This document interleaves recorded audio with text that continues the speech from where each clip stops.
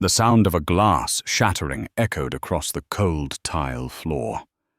Champagne spilled onto a white blouse, spreading dark stains across an expensive navy suit. Adriana Miles, the 38-year-old woman who had built a multi-billion-dollar tech empire, stood frozen in the VIP lounge. Around her, passengers stayed silent. Some lowered their heads and pretended to scroll through their phones, while others cast quick glances filled with curiosity and discomfort. This scene, lasting only a few short minutes, became a verdict delivered by an entire system. Adriana did not scream, did not lash out, did not beg. She simply stood still, feeling each cold drop slide across her skin, etching into her memory the moment her dignity was stripped away in a place she had paid for, fought for, with sweat and brilliance. Inside her chest, a storm was rising, yet her face remained motionless, like stone. At the reception desk, Carlton, a young employee with a strained smile, gripped his keyboard tightly. A quiet hesitation gnawed at him, a hidden fear. Does she really belong here? Behind him, Wayne, the lounge manager, swallowed hard.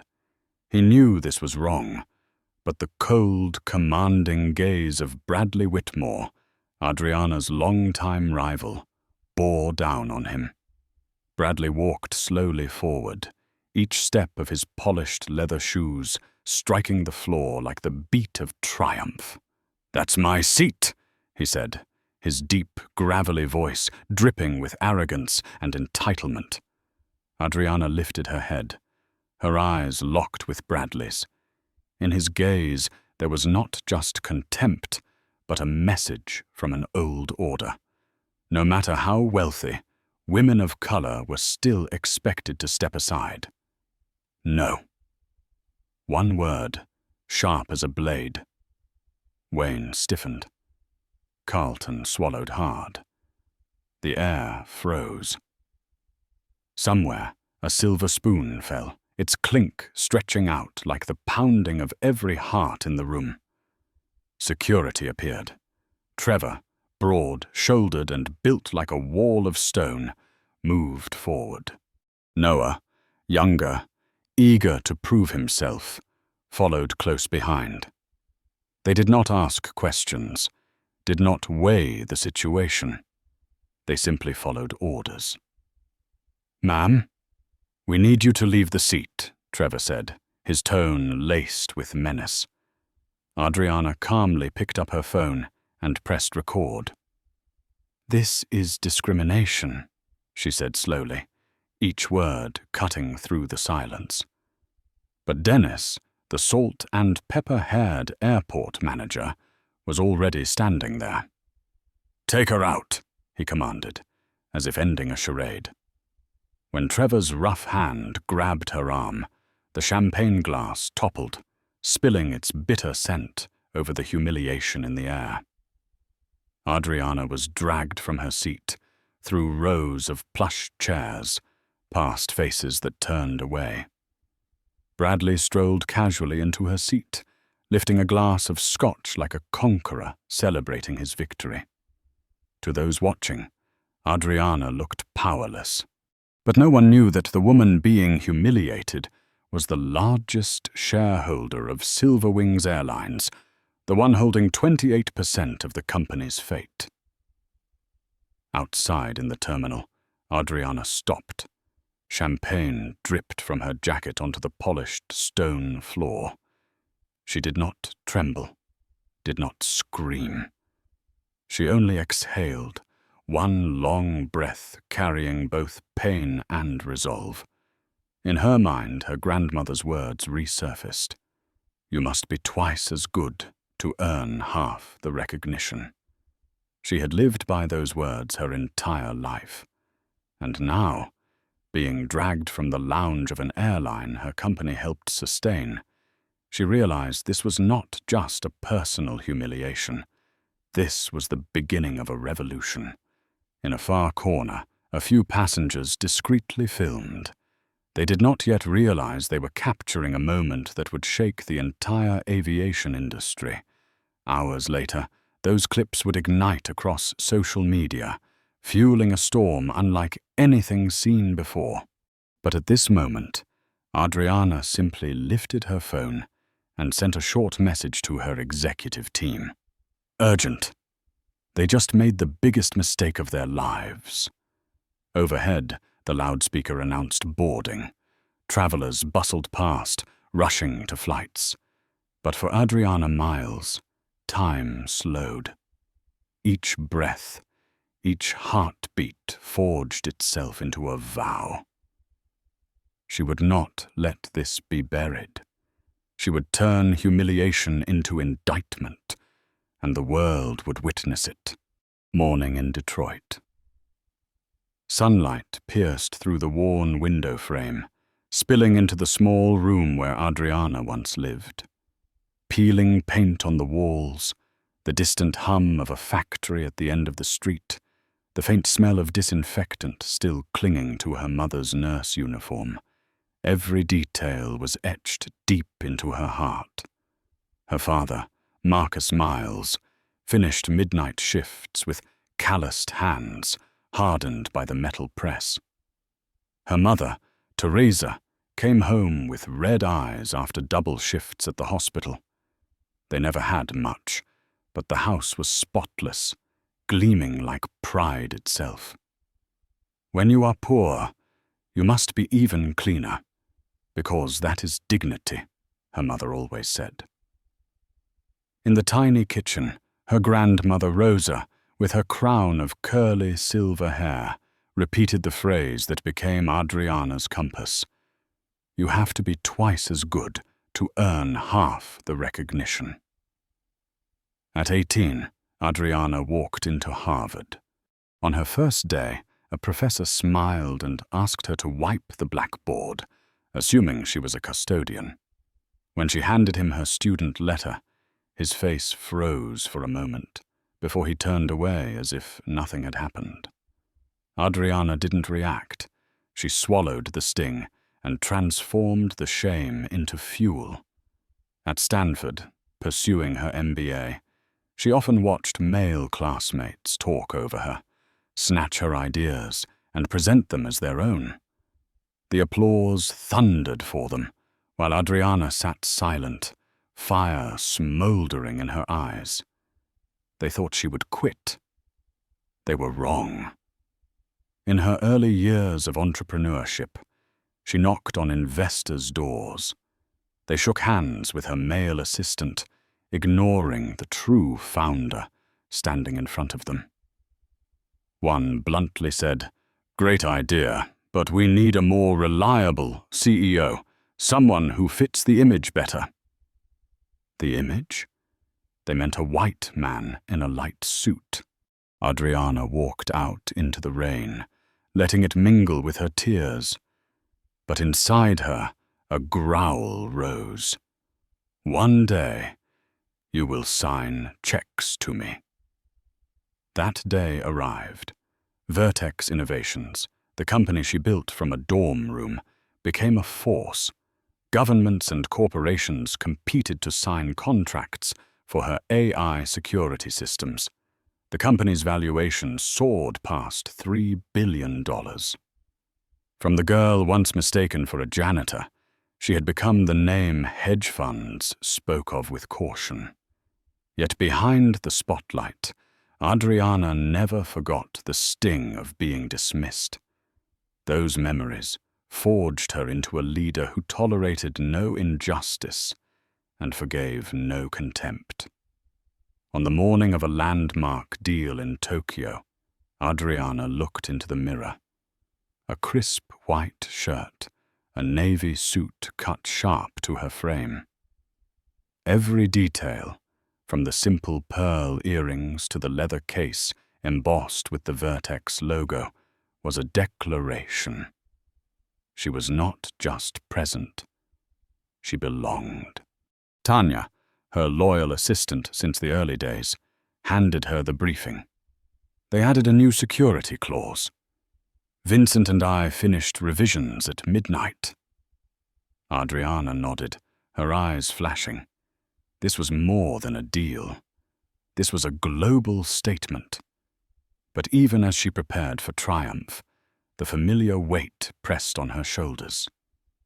Across the Pacific, Bradley Whitmore, born into privilege, untouched by hunger, had arrived a week early, hosting banquets for Japanese officials. He did not need to prove anything. His name and his bloodline opened every door. Riding to the airport, Adriana looked out the window as sunlight raced across skyscrapers. Pride swelled inside her. From a crumbling home in Detroit, she now flew first class to sign a $750 million contract. Yet she had no idea that just hours later, the very airline she partly owned would dare drag her from its lounge as if she were an outsider. And when it happened, the whole world would learn the price of underestimating Adriana Miles. The sharp click of Adriana's heels echoed against the marble floor as she stepped into the Sky Lumen VIP lounge. The space glittered with crystal chandeliers overhead, polished oak, and the scent of fine wine mingling in the air. Every detail seemed designed to remind its guests, only the most powerful belonged here. She handed her platinum card to the receptionist. Carlton, a young employee with a thin face and distracted eyes, glanced at the card, then looked up at her. His hesitation was obvious, as if his mind needed a few seconds to process the thought that a woman of color could own such a card. "Please wait a moment," Carlton stammered, fingers hammering the keyboard far longer than necessary. Adriana recognized every movement, every glance. This was not new to her. She knew the name of this hesitation: quiet doubt. "The card is valid," Carlton finally said, though surprise still clung to his voice. Adriana smiled lightly. "I know." She chose a leather armchair in the corner, a seat with a perfect view of the runway, where Boeings prepared for takeoff. Placing her leather briefcase to one side, she opened her tablet, eyes locked on her presentation for Tokyo. But the moment her mineral water touched the table, the air in the lounge shifted. Heavy leather shoes, a low, familiar voice. "That's my seat." Adriana looked up. Bradley Whitmore, 40, 5, salt and pepper hair slicked back, a crimson tie flashing like a badge of power. The CEO of Whitmore Tech, who had spent the past week in Tokyo whining, dining and persuading. Now he stood before her, chin tilted, eyes heavy with the expectation of privilege. "Sorry, sir," Adriana said calmly. "I was here first." Bradley smirked and turned to Carlton. "You know, I always sit here. 15 years now." Carlton nodded immediately, sweat breaking across his brow. "Yes, Mr. Whitmore. Let me rearrange things." Wayne, the lounge manager, stepped forward, his voice deferential. "Ma'am, I'm afraid there's been some misunderstanding. This seat is usually reserved for long-standing clients like Mr. Whitmore. Could I ask you to move to the east side? The view is lovely there, too." In that moment, Adriana felt dozens of eyes pressing against her. A couple whispered behind their champagne. A businessman paused his typing to watch. Bystanders, accustomed to seeing people like her, pushed aside. Adriana closed her tablet, placed it on the table deliberately, each motion slow and precise. "I am also a platinum member," she said evenly. "There is no policy reserving seats. I arrived first." I will not move. Bradley stepped closer, his shadow falling across her. Listen, I don't care who you are. This is my seat. I've sat here long before you appeared. Adriana's eyes sparked with fire. I know exactly who you are, Bradley. But this is Sky Lumen's lounge, not your living room. I'm here legitimately, with a card, with a first-class ticket. I will not give it up. The room froze into silence. Wayne cleared his throat, lowering his voice but adding weight to it. If you won't cooperate, we will have to call security. Heat surged through Adriana's chest, a familiar feeling, the same one that came with being sidelined and forced into compliance. But this time, she would not leave quietly. She pulled out her phone and pressed record. Let's be clear, she said slowly, each word deliberate. I am being asked to vacate this seat only because a white man wants it. This is discrimination, and I will have the evidence. Wayne's face drained of color. Carlton faltered. Bradley let out a sharp laugh. You really think a camera will help you? You don't understand your place here, he sneered. Adriana met his gaze, her voice ringing like steel. No, it's you who doesn't understand my place. In Bradley's mind, she was nothing more than a troublesome woman, an outsider clinging to her rights. To Carlton and Wayne, she was just a difficult customer to be removed in order to appease the powerful. But only Adriana knew the truth. She was the largest shareholder of Sky Lumen Airlines itself. A faint smile curved her lips, hidden within her fury. She let them summon security, let the whispers swirl.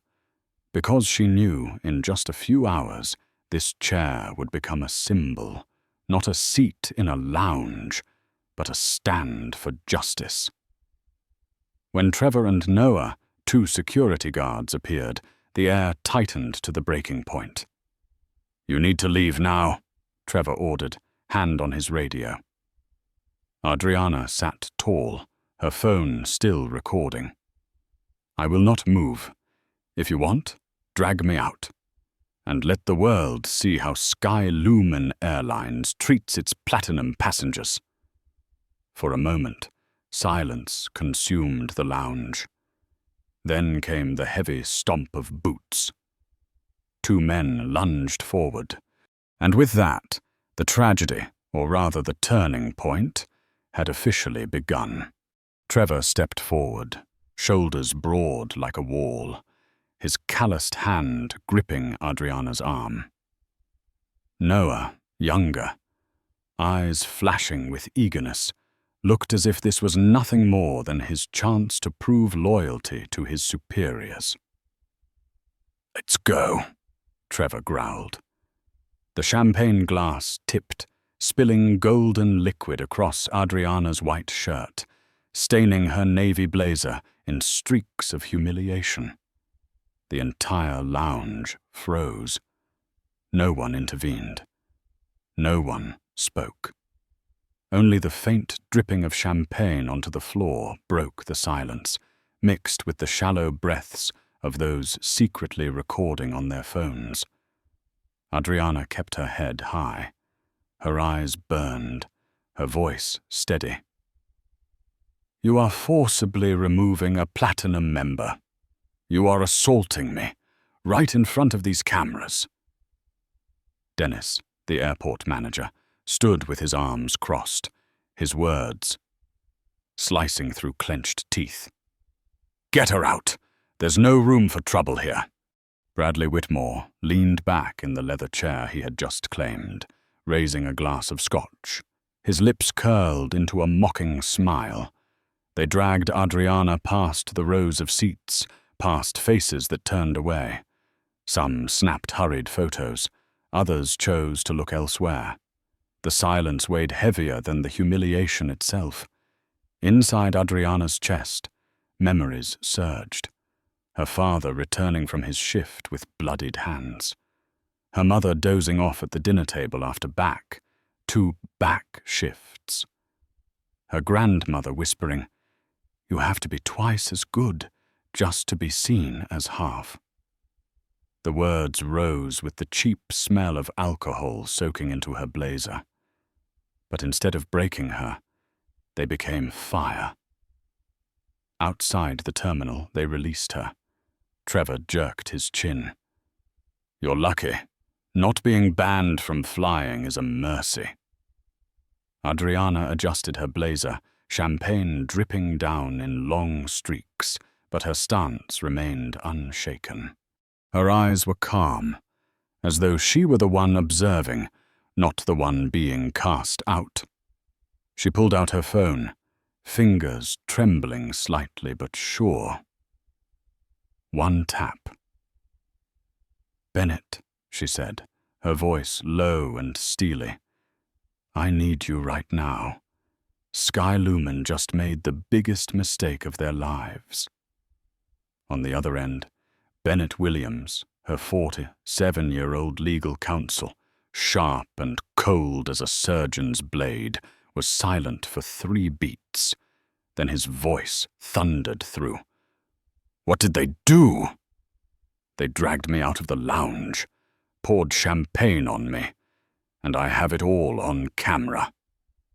"Good. Record everything. I'll draft an emergency shareholder summons immediately. We own 20.8% on. Tonight, they won't sleep." For a moment, Adriana closed her eyes. This was no longer humiliation. It was leverage. Meanwhile, social media erupted. Short clips captured from different angles spread with the hashtag #boycott Sky Lumen. The first comment read, "A black female CEO dragged out of a luxury lounge just because a white man wanted her seat." Notifications buzzed on the phones of those still in the lounge, unease flashing across their faces. But Adriana was no longer there to see it. She stood in a small restroom, slipping into a spare black blouse. She caught her reflection in the mirror, hair still damp with wine, eyes blazing with an untamable fire. "Emergency meeting," Adriana said over video call, her tone sharp as steel. "We'll show them that underestimating me was the worst decision in their history." The screen lit up with familiar faces. Lila Morales, VP of Finance, Adrian Kwan, COO, and Bennett. They fell silent for a moment, taking in her stained blazer. "My God, they really," Lila began. Adriana cut her off, voice razor sharp. "Not pity. Action. Prepare the shareholder meeting. Pull every buried complaint file. From this moment on, Sky Lumen belongs to us."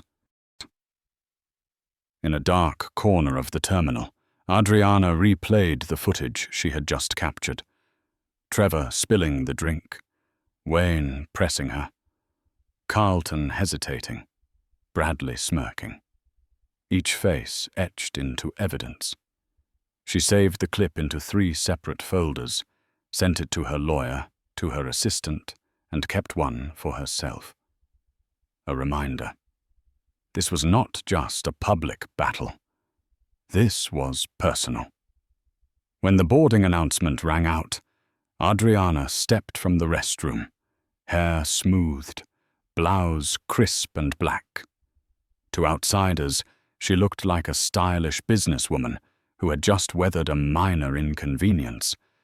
But inside, the storm had already formed, and it would consume those who had just tried to belittle her.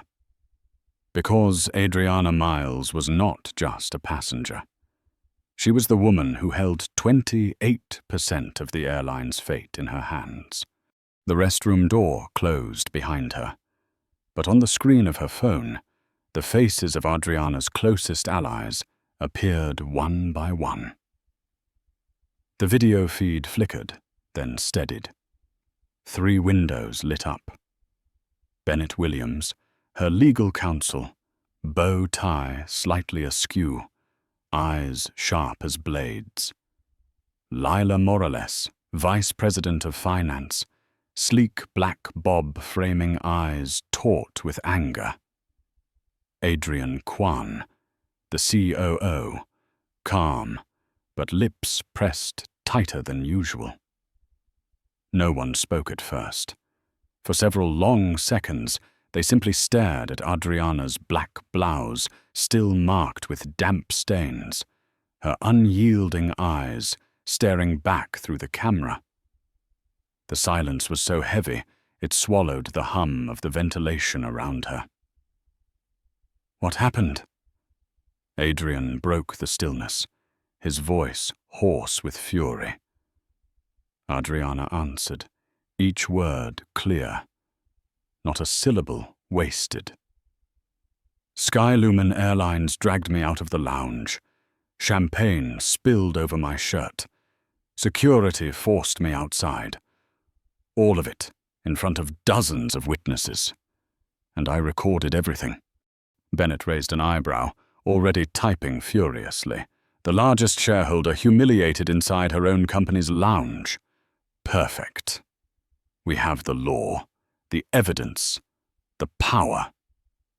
Lila inhaled sharply, fighting to contain her rage. Do you know Skylumen's stock has dropped 3% in just the past 40 minutes? The hashtag boycott Skylumen is trending nationwide. A thin smile flickered across Adriana's lips. Good. The blow will cut deeper than they expect. She lifted her chin and issued orders. Bennett, I want every single internal complaint file from Skylumen over the last 3 years, especially cases involving discrimination. Dig everything up. I want proof of a system, not just my incident. Understood, Bennett said, eyes gleaming. I'll draft an emergency shareholder summons immediately. With 28% ownership, we have the right. They will attend, whether they like it or not. Lila, Adriana continued, her tone firm, contact the investment team. See if we can acquire more shares. I want maximum control. And prepare a briefing for Vertex's shareholders. Explain exactly why this incident threatens the Tokyo deal. I understand, Lila nodded, eyes resolute. If Skylumen continues to collapse, investors will side with us automatically. They'll choose profit over protecting rotten leadership. Adriana turned to Adrian. Find me a private room, secure enough for an online shareholder meeting. And one more thing. Reach out to Senator Porter. She's been gathering evidence of discrimination in aviation. Tell her I'm ready to provide my case. Adrian's fingers flew across a secondary screen. Got it. There's an unused office in Zone B. I'll lock it down. And good news. Porter is in the city tonight. If needed, she'll meet you before your flight departs. Adriana closed her eyes for a brief moment, exhaling. Her heart still raced from the humiliation, but her veins now surged with new fuel, the fire of retaliation. Good. In 30 minutes we begin the shareholder meeting. I want everyone ready. The line stayed quiet until Bennett spoke, slow and deliberate. Adriana, they think they humiliated a passenger. In reality, they just woke a tiger they can never control. Adriana's lips curled into a cold smile. Exactly. They thought dragging me from a seat was victory. But the real seat is in the boardroom. She ended the call, slipped the phone into her bag, and clenched the handle tight. Inside, no trace of shame remained, only a furnace blazing hot. Somewhere back in the lounge, Bradley Whitmore was likely reclining in her seat, sipping scotch, convinced he had cornered her. But what he didn't know was that within hours, the very airline he relied on would be forced to kneel before the power of the woman he had just scorned. Adriana stepped out of the restroom and blended into the crowd flowing through the terminal. The champagne stain had dried dark across her sleeve, but she didn't care. Each step echoed inside her like an oath. We will bring the whole system down, and when the sun rises, Sky Lumen will belong to me. Adriana's phone buzzed relentlessly in her hand as she sat in the small office Adrian had secured.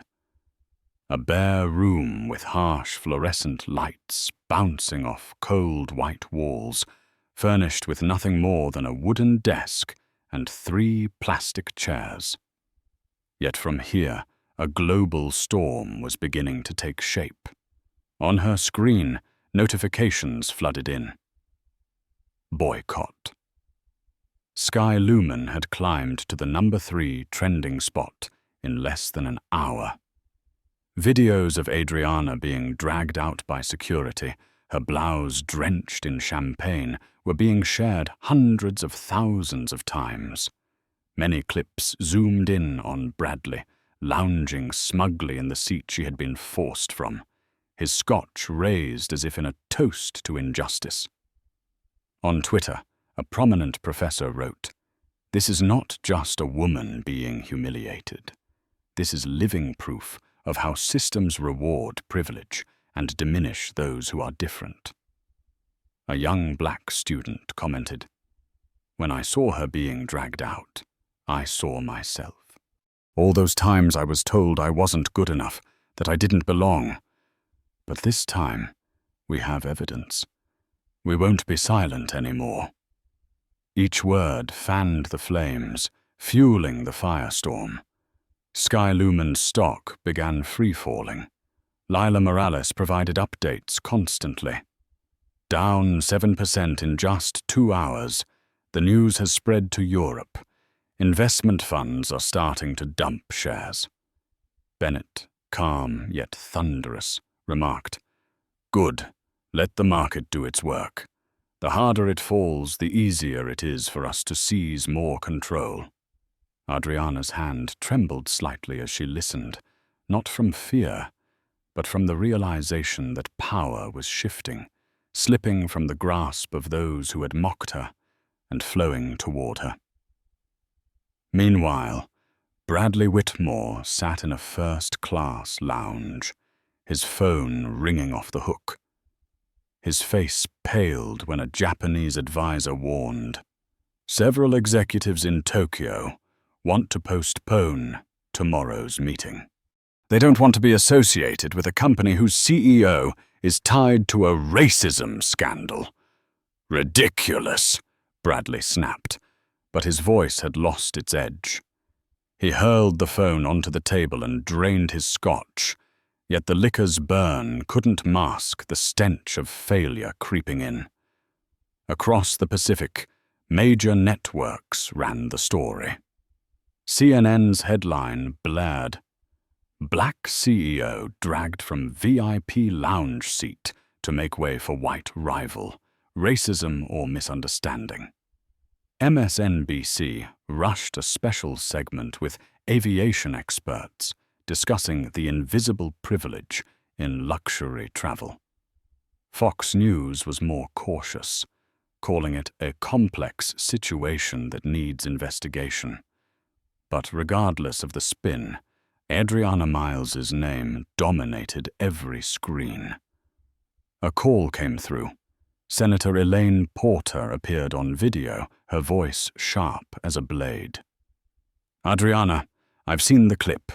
This is exactly the evidence I've been waiting for. I'll convene the Transportation Committee for hearings next week. They won't have anywhere left to hide." Adriana nodded, her eyes steely. I don't just want hearings. I want immediate consequences. Skylumen must pay from the lounge floor all the way to the boardroom. In the makeshift office, Adrian added, competitors smell blood. Delta, Aero World, Starjet just sent quiet congratulatory messages. They're offering you lifetime VIP memberships. What they really want is to exploit this to crush Skylumen's reputation. Adriana gave a cold, razor-thin smile. Let them watch. When I'm finished, Skylumen won't just lose customers. They'll lose their very soul. She looked around the shabby room. The peeling paint, the weak yellow light, the faint must of dust.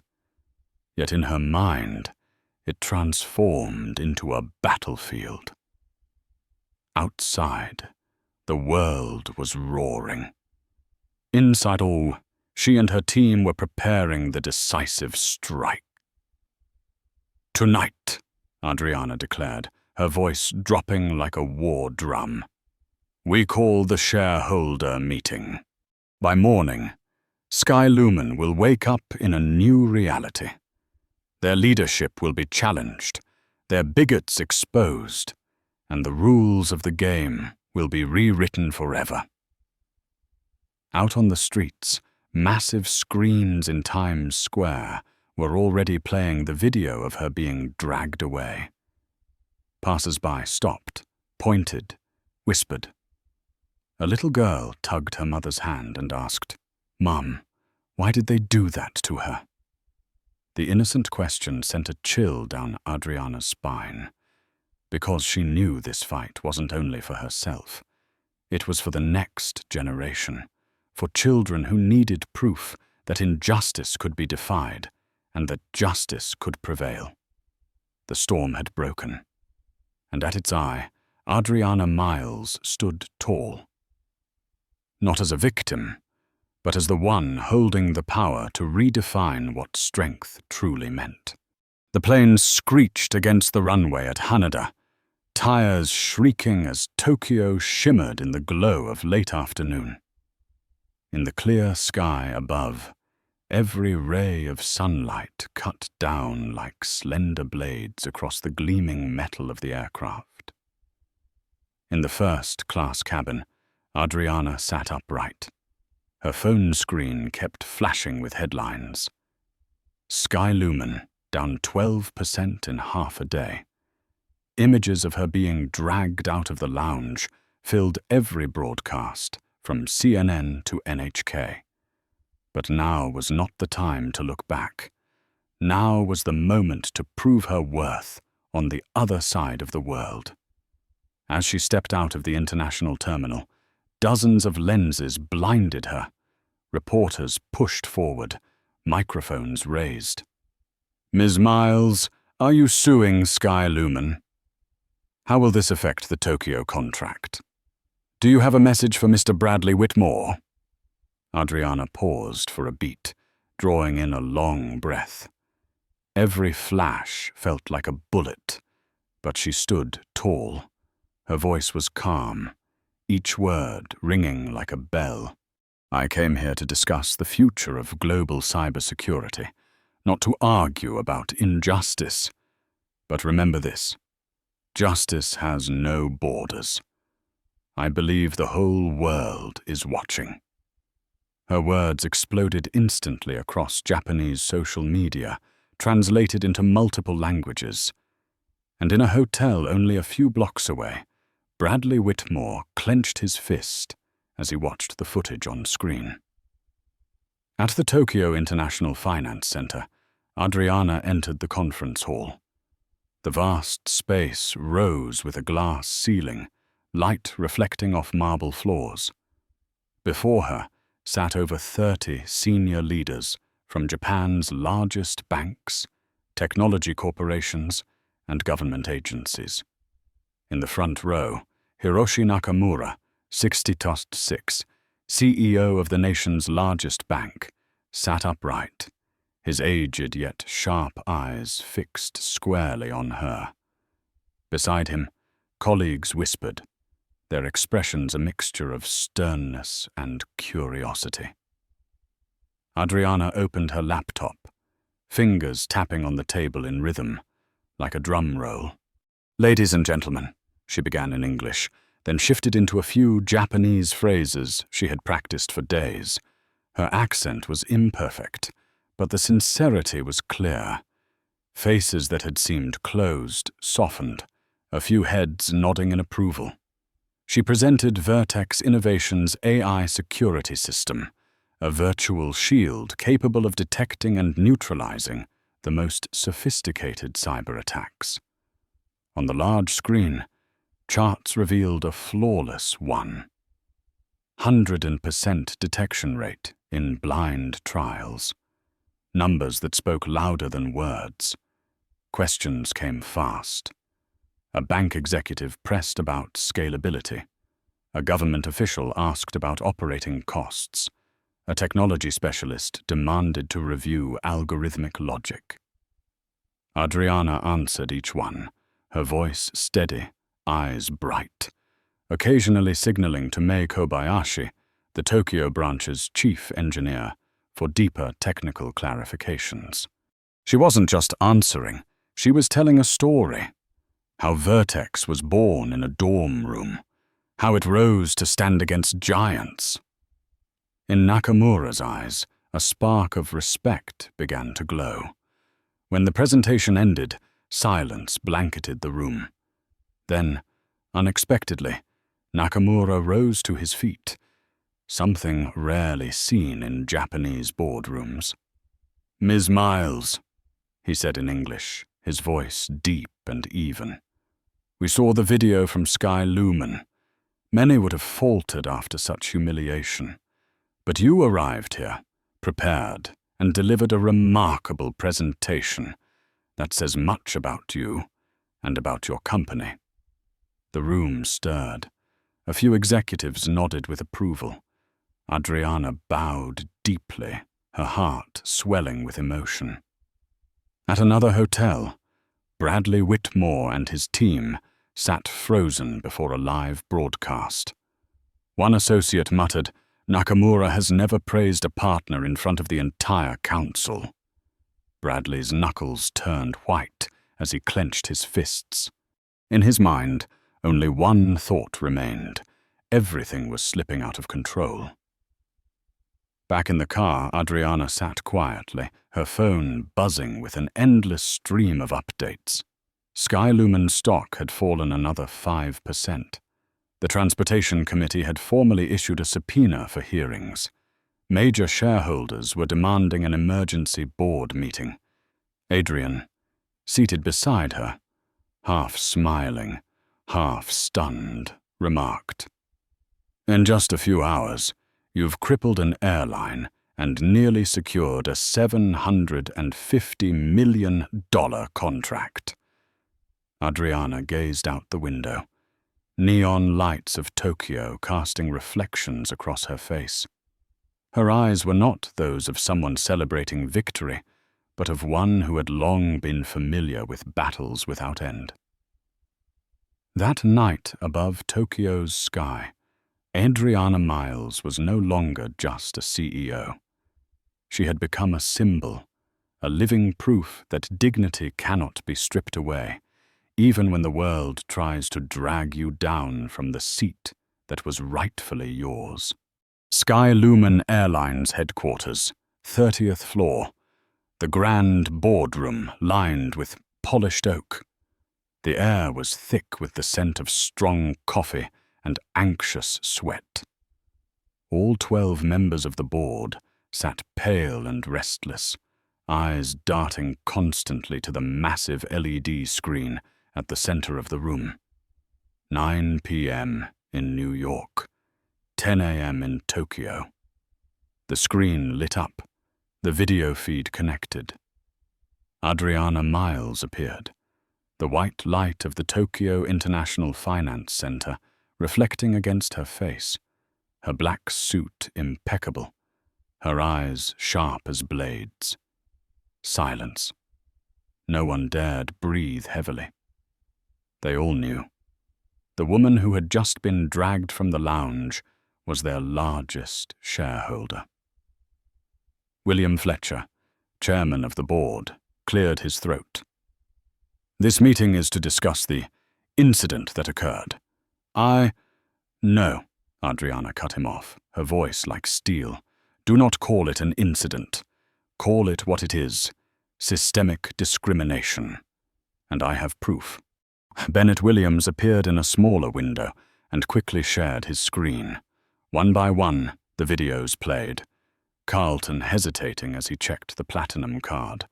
Wayne pressing her to move. Dennis giving the order to eject her. Trevor spilling champagne.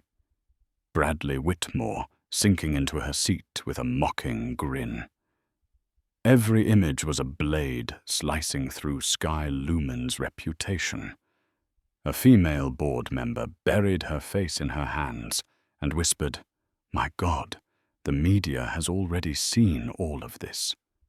Adriana nodded. "And they are not just watching. They are punishing. Your stock price has dropped more than 20%. Customers are cancelling flights en masse. Rival airlines are openly courting your VIP clients. Do you not see yourselves in free fall?" William tried to steady his tone. "We have terminated Dennis Morgan and Wayne Simmons. 2 security officers have been suspended.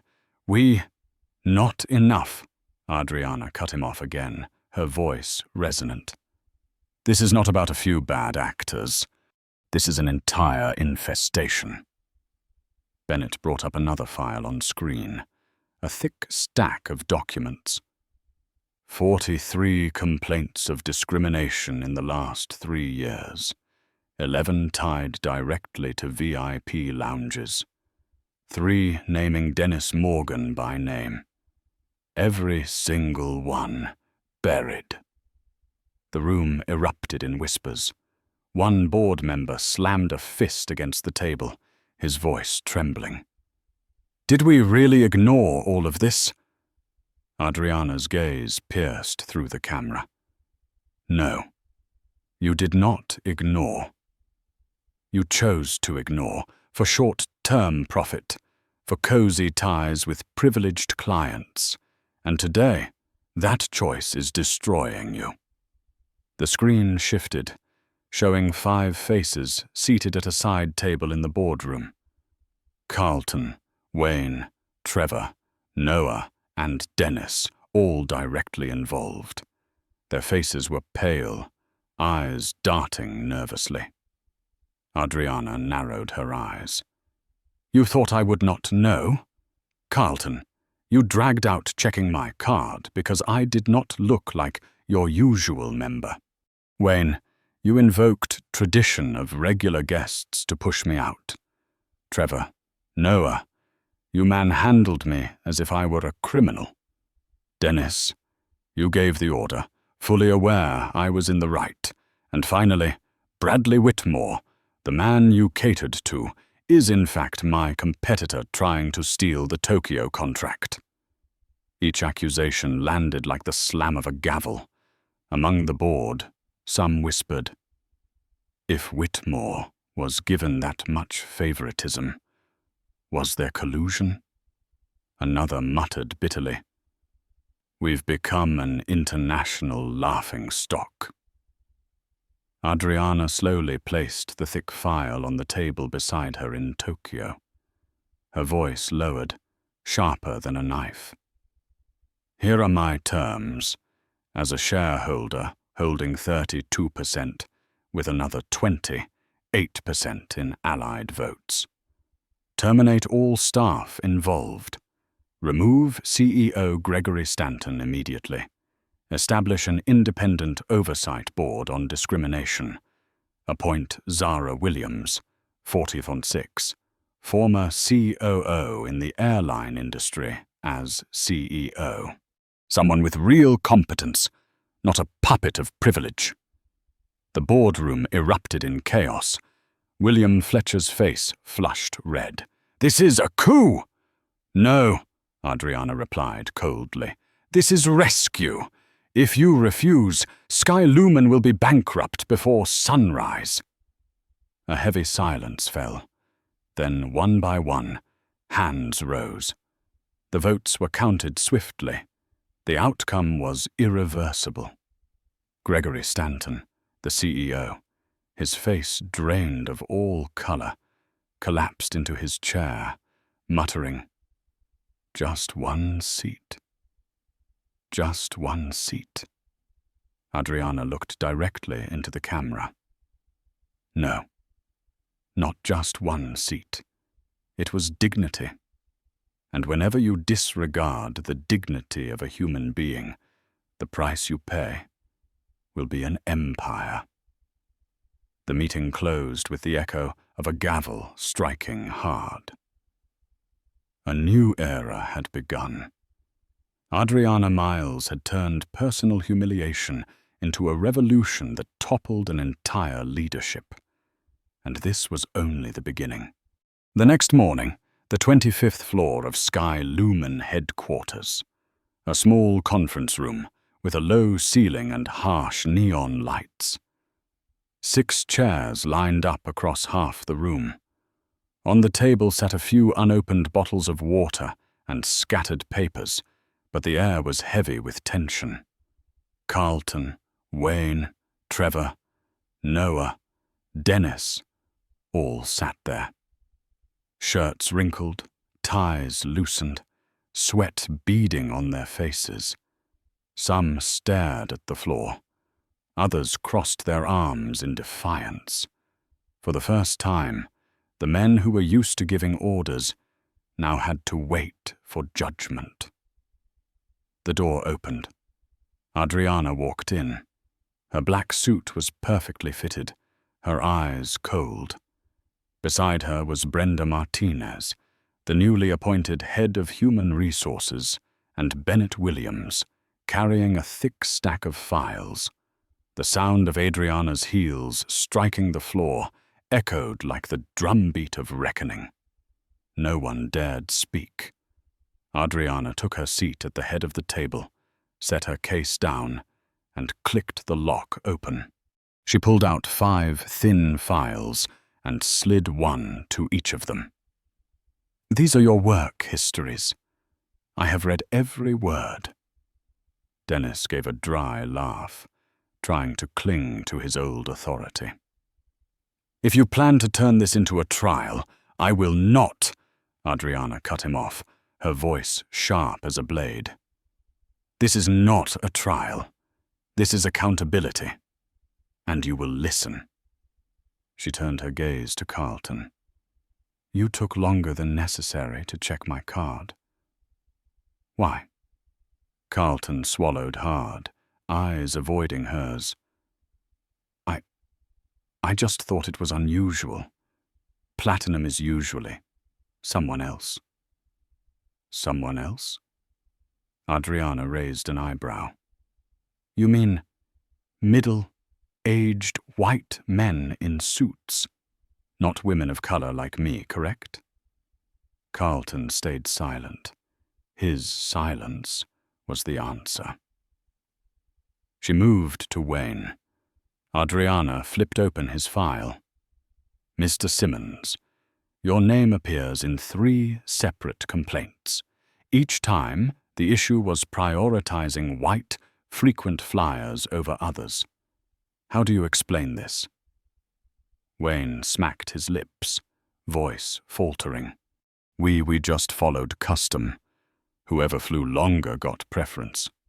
"Custom?" Adriana slammed the file down on the table. "There is no custom written into the membership contract. It exists only in the minds of those who believe privilege is law, and you used that excuse to justify discrimination." Wayne lowered his head in silence.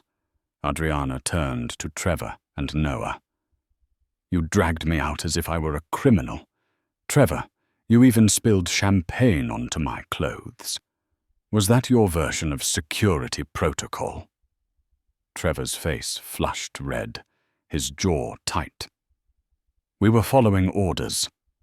Adriana's voice cut through, slow and deliberate.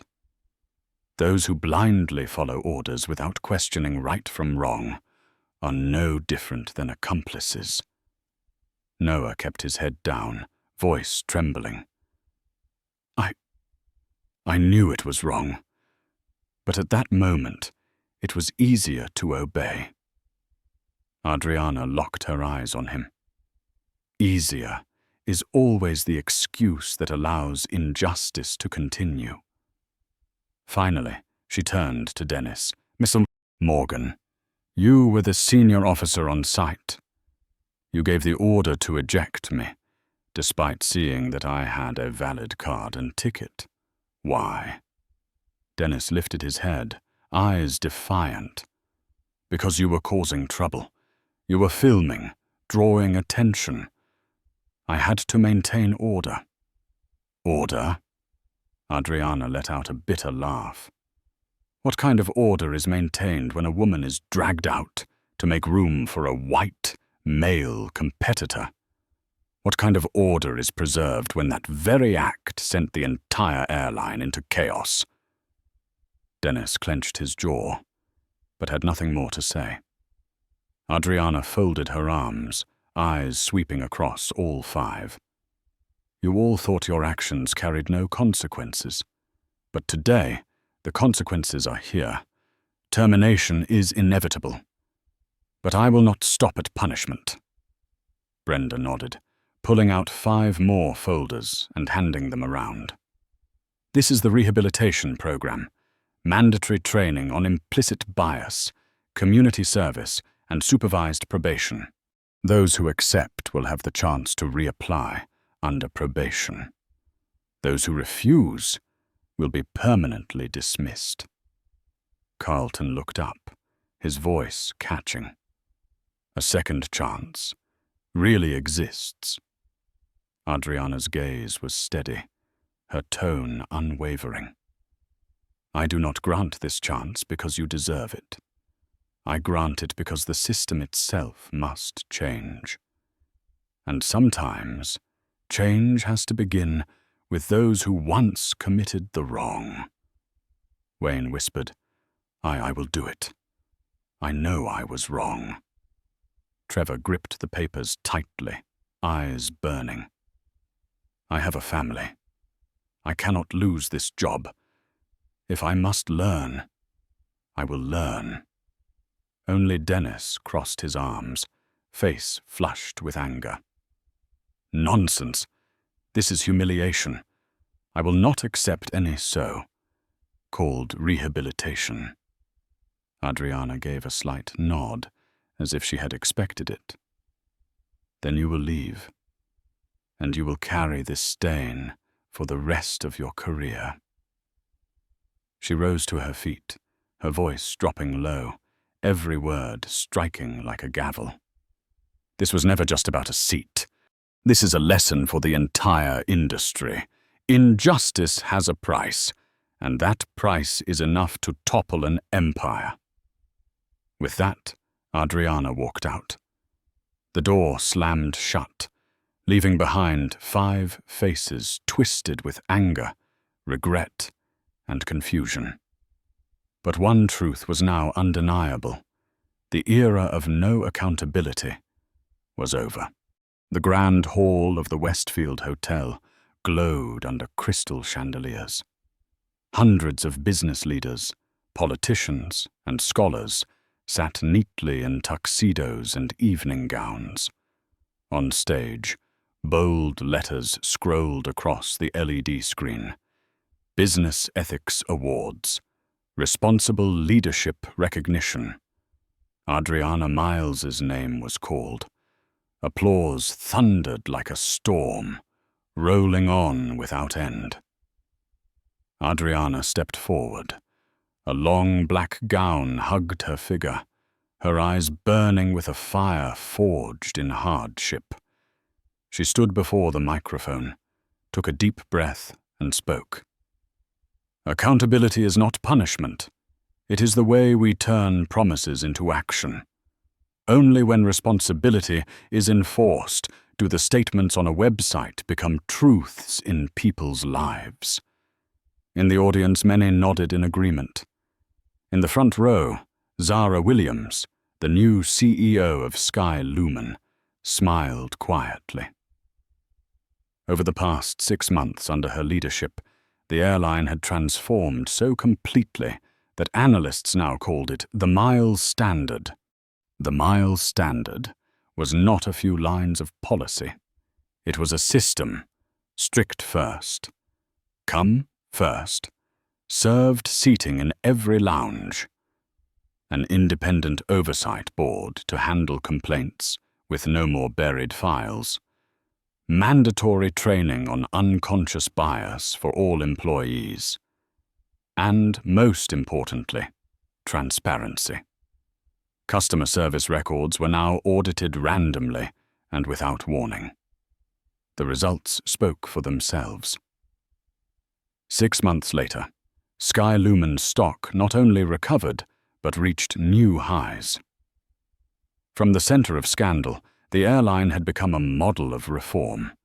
Meanwhile, Vertex Innovations, under Adriana's leadership, had signed multiple new contracts. The $750 million Tokyo deal quickly paved the way for others, pushing the total value above $1 billion. Vertex had become a global symbol of cybersecurity. In contrast, Bradley Whitmore had fallen apart. After the viral video of him smirking with a glass in hand, Whitmore Tech's shareholders called an emergency meeting. More scandals surfaced. Bradley was ousted, and the company plunged into investigations. From the man seated in the privileged chair, he became the man who lost everything.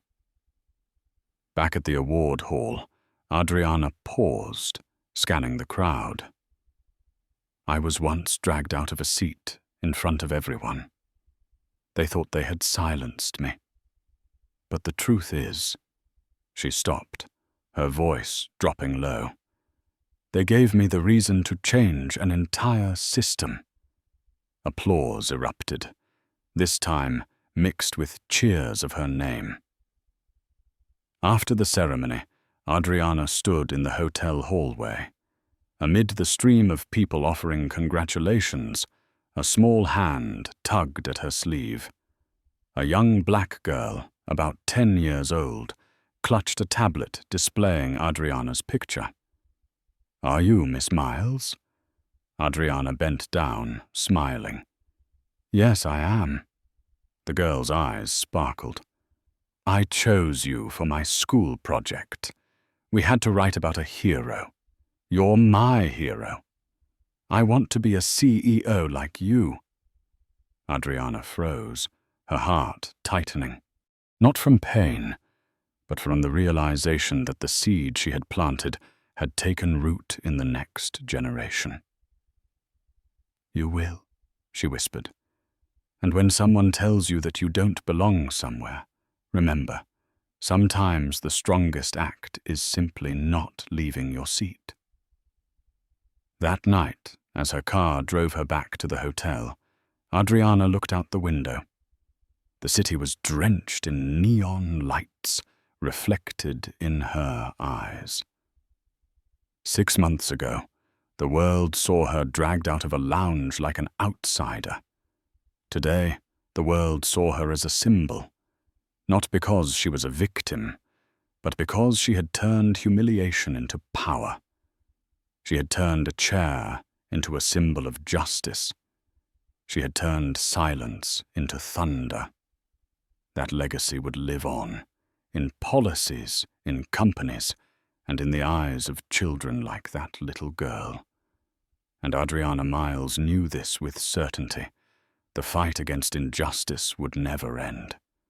But she had already proven to all that a woman underestimated could change an entire industry. Management experts often say, a crisis does not create leaders, it only reveals who the true leaders are. Adriana Miles never sought attention, but the way she transformed personal humiliation into sweeping reform proved exactly that. Her story reminds us that dignity is never a privilege, it is a birthright. And when injustice is exposed along with its real consequences, the entire system is forced to change. If you believe that courageous actions like Adriana's can change the world, hit like to spread this message, subscribe so you don't miss the next powerful stories, and leave a comment with just 2 words, "No compromise," to affirm that you too will stand firm in the face of injustice.